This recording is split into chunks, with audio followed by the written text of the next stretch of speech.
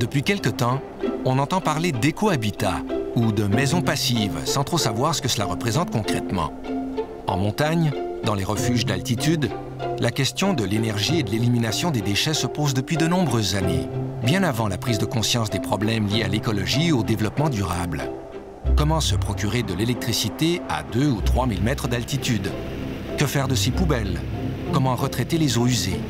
Autant de questions que Fabrice André s'est posées en construisant le refuge de Sarenne. Pour tous ces problèmes, il a trouvé des solutions pragmatiques en créant un bâtiment expérimental. L'industrie nous a imposé un mode de pensée, la télévision nous impose un mode de vision, et aujourd'hui on est souvent cloné intellectuellement. Le plus grand danger, c'est pas le clonage génétique, c'est le clonage cérébral. Et quand on a tous le même mode de pensée et que tout le monde va dans le même courant, ben, il y a peu de chances pour qu'on trouve des solutions. Initialement, j'étais voué à faire pousser des carottes et des pommes de terre, puisque j'avais fait l'École nationale des ingénieurs des techniques agricoles.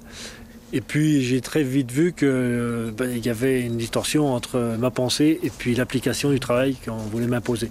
Pourquoi? Parce que l'agronomie d'aujourd'hui, c'est du rendement et on s'éloigne de plus en plus du développement durable. Et puis après, la vie, c'est toujours un compromis entre ces fantasmes et la réalité. Et mes fantasmes m'emmenaient vers du développement durable. La réalité économique m'emmenait aussi vers une solution. Il fallait que je trouve un métier pour vivre.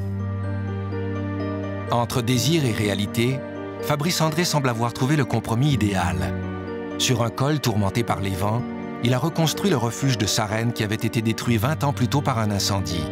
Un retour à la terre pour le moins original qui lui permet de gagner sa vie tout en continuant à faire des recherches dans le domaine des énergies renouvelables. Pour Fabrice, ce refuge est un moyen de vivre en pleine montagne et de constituer un laboratoire grandeur nature de l'habitat de demain. C'est aussi un moyen de tester in situ de nombreuses innovations. Four solaire, éolienne à axe vertical, système original de retraitement des eaux et même une microcentrale électrique.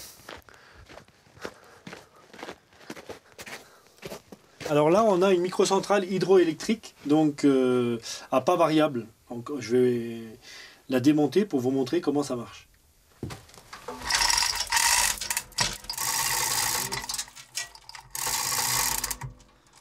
Donc on a une roue sur laquelle le jet d'eau vient appuyer sur cette roue, entraîner le mouvement de l'alternateur et produire l'électricité. Alors cette eau, elle vient d'un bassin de rétention qu'on a 150 mètres plus haut, donc on a 15 bars de pression nominale. Et cette eau, on la remonte avec l'excédent d'énergie solaire. Et ensuite, on la libère dans une conduite forcée qui arrive en pression au niveau de la turbine et qui fait là de l'électricité à la demande.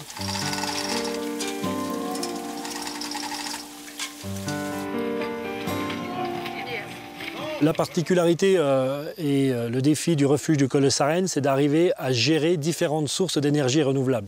On a du solaire, on a du capteur plan, on a de l'éolien, on a de la microcentrale hydroélectrique et de la picoturbine. Ces différentes sources d'énergie, on va pouvoir les marier en fonction de la météo et en fonction des apports. Quand on a beaucoup de soleil, c'est le soleil qui prend la priorité. Et comme le soleil est un élément aléatoire, quand on n'a plus de soleil, on vient produire de l'électricité ou avec de l'eau ou avec des déchets ménagers, avec du gaz. Voilà. Et en mariant l'intelligence de chaque procédé, on arrive à avoir une autonomie complète. Ce qu'il faut, c'est se lancer. Innover, c'est déjà avoir une vision d'avance. C'est admettre d'imaginer ce qui n'existe pas matériellement. Donc,